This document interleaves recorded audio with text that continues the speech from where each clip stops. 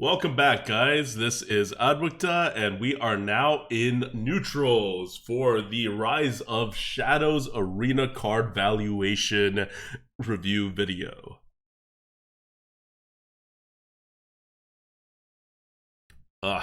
Nope. Gotta redo that. Ugh.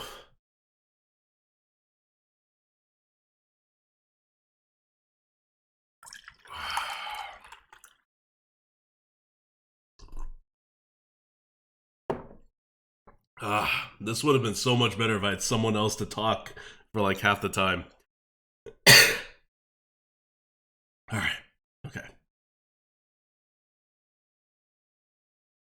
Welcome back to the Rise of Shadows Arena card valuation preview video. This is Adwikta of the Grinning Goat, the Lightforce tier list, and we are going to kick this off. There are 9 cards we're going to talk about right now, and these are the top 9 neutral cards that will come to define the meta. As far as we know, there is an offering bonus that is going to happen with this new expansion. If there isn't, we'll recalculate some things, but it's not going to change the fact that these are the best new cards coming in. Okay, so without further ado, the number 1 card coming in is Eccentric Scribe. I made a tweet about this a little bit ago. I think it was like on day 2 after the card dump. I was like, no one is talking about the best card, the by far best card coming in that's a neutral common.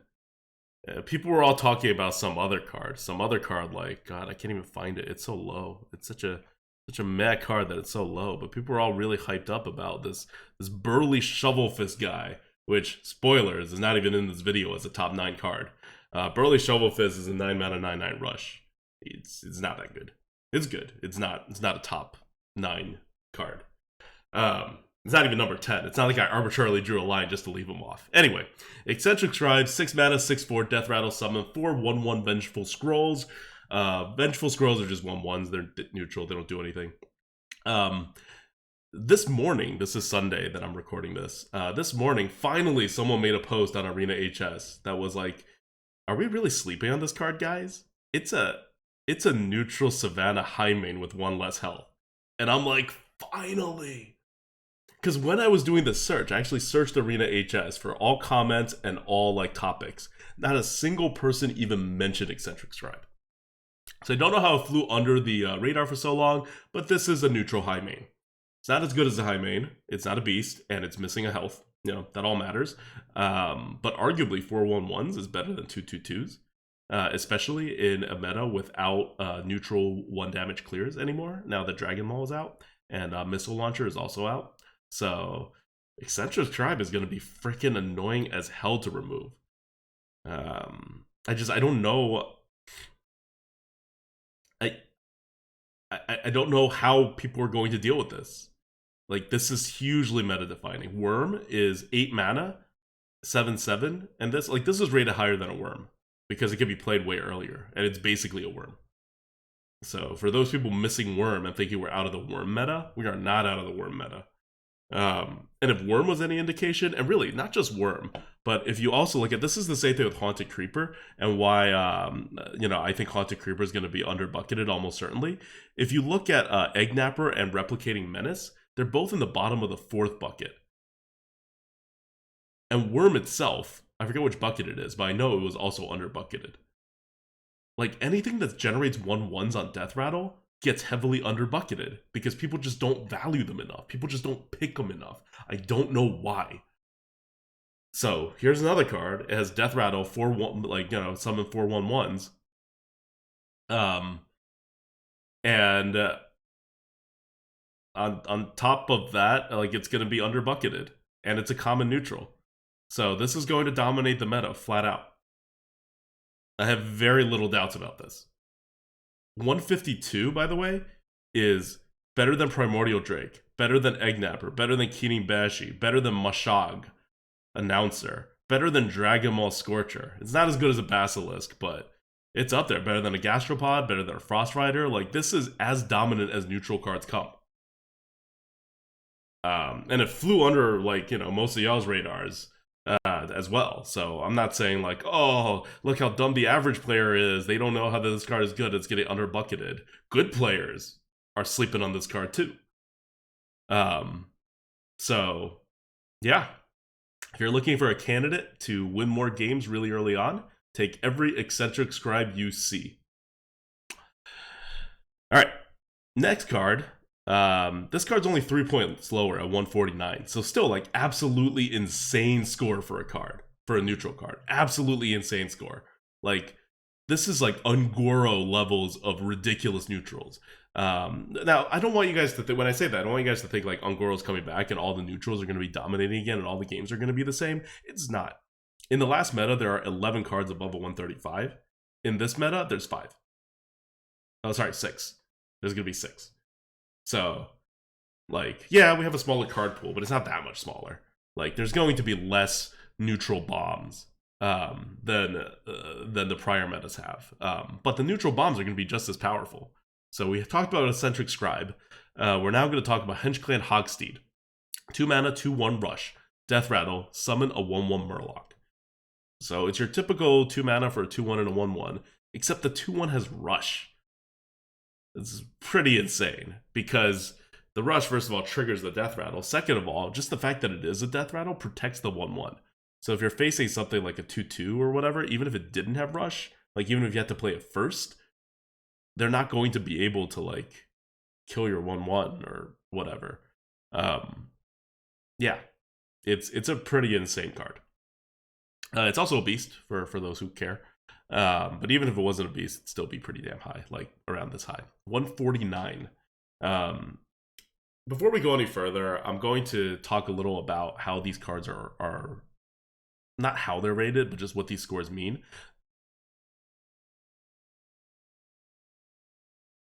These cards are algorithmically determined, and the algorithm takes into account like everything, like when it's played, the mana cost, whether it has tempo, card advantage, reach, what type of tempo, how it matches up with all cards that could be in the blah blah blah blah blah, all sorts of stuff. It's so freaking complicated right now. It's just like for about a year now, I think I would take the algorithm score over my own feelings about a score for anything that seems like not a new mechanic. For in terms of the scores, the average in your deck is around a 120.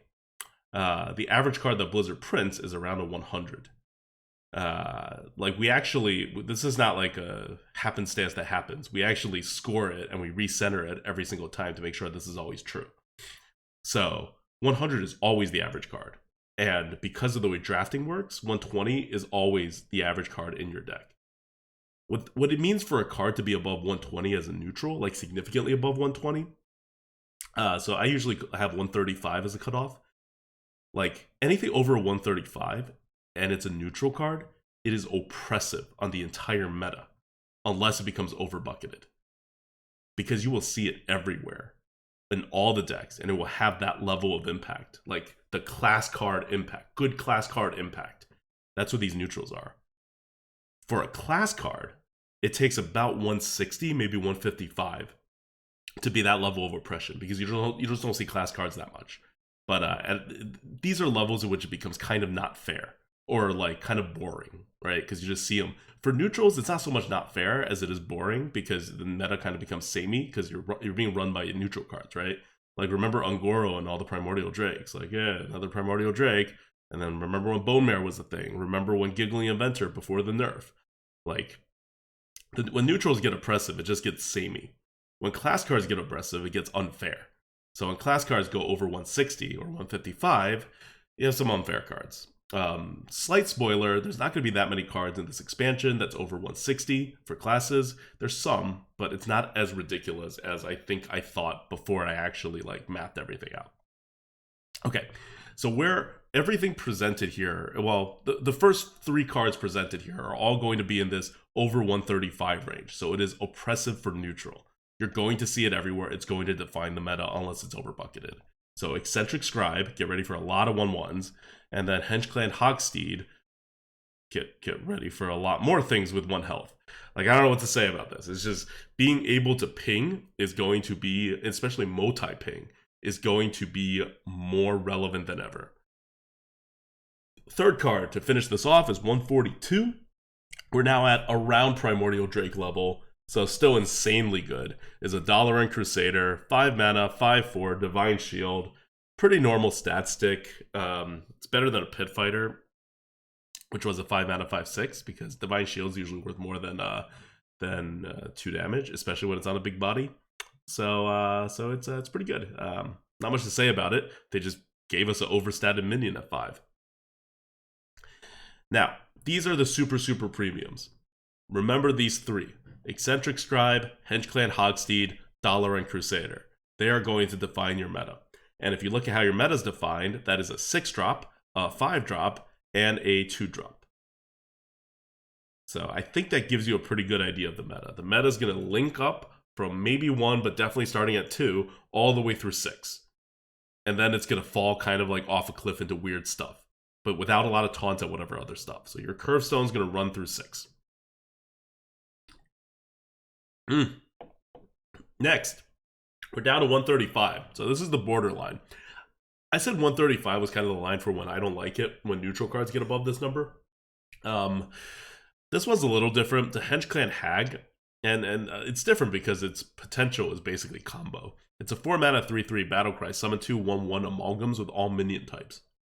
So a lot of its value comes from the fact that the 2/1/1s are every single possible like type, so you can synergize with everything, which is, you know, nice and all, but in reality you're only going to use 1 or 2 of those types of synergies, if any. So the score is a little misleading. I think it's probably a little more like a 132, but it's still high. Even at a 132 it's high, right?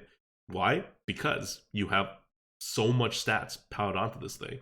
It's 5 5s worth of stats for 4 mana, and 3 3s can actually eat quite a bunch of other 4 mana cards, and also a good number of 3 mana cards, and still survive. So this is also a really good card. It's also like epic, so it's not really going to dominate the meta in any way, shape, or form, because it's going to be seen half the time compared to the other ones.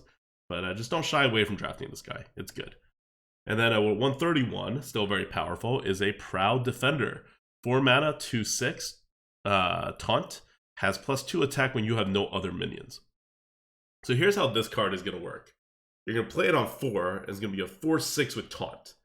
It's extremely overstated. It is very good. It is probably going to live. You are probably going to kill something with it. That's why it's so high. But then once it comes back to your turn, after it makes an attack, you will almost certainly have to play minions, right? And then after you play minions, they're going to be behind this taunt. So it's not like you can protect this guy or anything.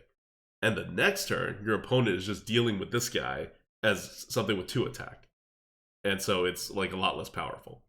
It's a very interesting design. I really like the design because it's all about like the back and forth and the slowness. Has a little tricks up about it. It's not super overpowered, but it's powerful enough that like people will take notice and people will really engage with it.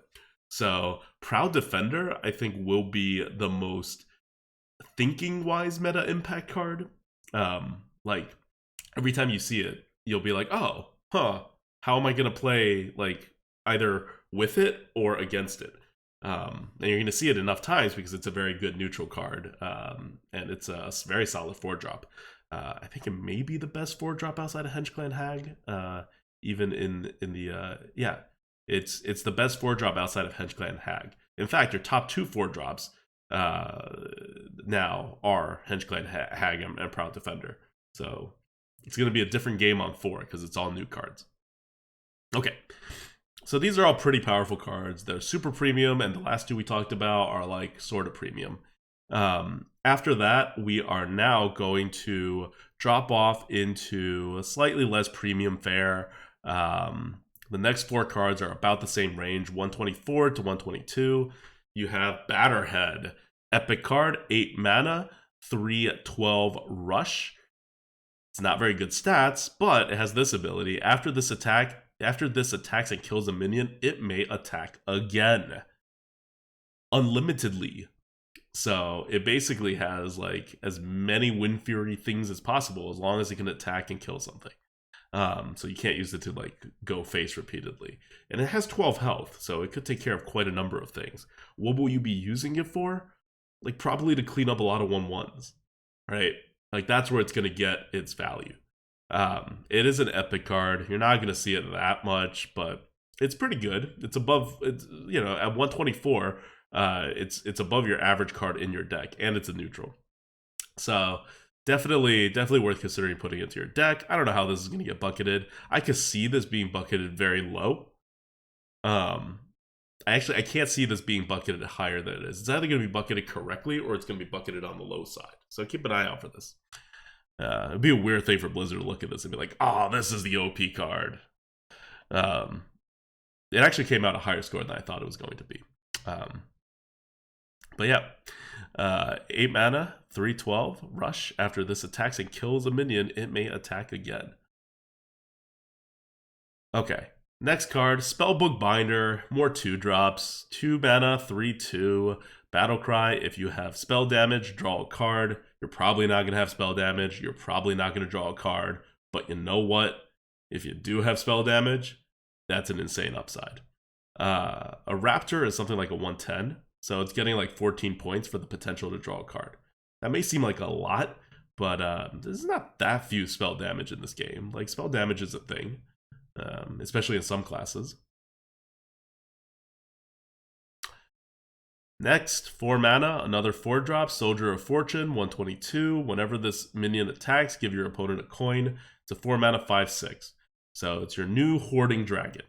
It's also an elemental, but elementals don't do much anymore. Now that Ungoro's out, your elementals are kind of like not your elementals and your mechs. That's what you should think about. They don't do much anymore compared to what you're used to. So yeah, so we had Hoarding Dragon always pretty high. I think higher than other people liked. This guy is like even better than a Hoarding Dragon because you get to control when your opponent gets a coin rather than like they control when they get the coins. It does mean that you don't get to deal as much face damage if you let it like kind of just hang out, because Hoarding Dragon can do it every turn. But really, are you really going to kill more than 2 things with this before it dies? Probably not. So the amount of coins you give your opponent ultimately is similar to a Hoarding Dragon. It also doesn't mess up your freaking Death Rattle synergies the way Hoarding Dragon does, which is a nice side benefit. Good card. Solid drop. Take it. And finally, to round out this video, Spellward Jeweler, 3 mana, 3/4, Battlecry. Your hero can't be targeted by spells or hero power until your next turn.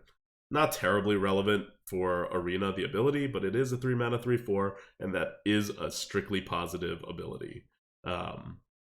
Because otherwise you would do whatever it is you wanted to do to your face before you played this card on that turn. So it gets a little bump, a little better than like a Spider Tank would be. So yeah. These are your top cards. The last 4 we talked about, Batterhead, Spellbook Binder, Soldier of Fortune, and Spellward Jeweler are your normal, I'm happy to have these in my deck kind of neutrals. You have your slightly premium neutrals in Proud Defender and HenchClan Hag, which will allow for interesting types of gameplay. And then you have your premium premiums, 3 premium premiums. These are the 3 best neutral cards in the game right now. They are above Haunted Creeper, which is like, and Sea Giant, which are the next 2. Like, the difference between Haunted Creeper and the next best neutral, like Haunted Creeper and Sea Giant, and the next best neutral, which is Mossy Horror, is like 10 points. And all 3 of these new cards are above Haunted Creeper and Sea Giant. In fact, the highest one, Eccentric Scribe, is 10 points above Haunted Creeper. So they are insanely good. Do not sleep on these cards, guys. Keep sleeping on Burly Shovelfist. Burly Shovelfist is not a great card. Eccentric Scribe is an amazing card. Like, there's 2 kinds of misjudgments here, right? Like, one is just to think that Burly Shovelfist is great at all, which I think comes from, 1, not understanding where the meta's going, and 2, not understanding fully, like, just how bad 9 mana cards are. And the second one is to say, like, okay, well, a lot of these cards are good. Like, I like Proud Defender and I like Eccentric Scribe. They're both good cards. No. Proud Defender is a balanced neutral card that's very interesting and, like, good, right? Really good. Very happy to have. Eccentric Scribe is borderline freaking broken. That's the difference between these cards. So, get your Eccentric Scribes, get your HenchClan Hogsteeds, get your Dalaran Crusaders. I don't know where these are going to be bucketed. I think Dollar and Crusader has to be bucketed pretty high. Like, everyone knows this is going to be a good card. This is even of the simple cards, right? These are too simple. And all three of these are common, so they have very simple designs. Like, Blizzard should know better. I would think. But then I've seen how other people have been rating these cards. And it's not like people have been rating these cards low. Well, most people have not been rating Eccentric Scribe low, but they would rate it like a 4 out of 5 or something. And it's like, no, this is a 5 out of 5 card. Like, to the extent that you give any neutrals 5 out of 5, this would be a 5 out of 5 card. It is literally the best neutral we've seen outside of Basilisk and Stonehill. Like, you take away the Unquirrel crap, and this is the best card ever. So yeah, so to whatever extent that you would give the top level neutral cards, this is it. Yeah, that's your meta when it comes to the neutrals at the very top, and those are your cards. Remember, if any of these are bucketed at all, average or low, pick them. This is your week 1 advantage. All right, we're going to go over the rest of the arena relevant neutrals in the next video. These are just the top 9, and it's going to be impactful. See you guys in the next video.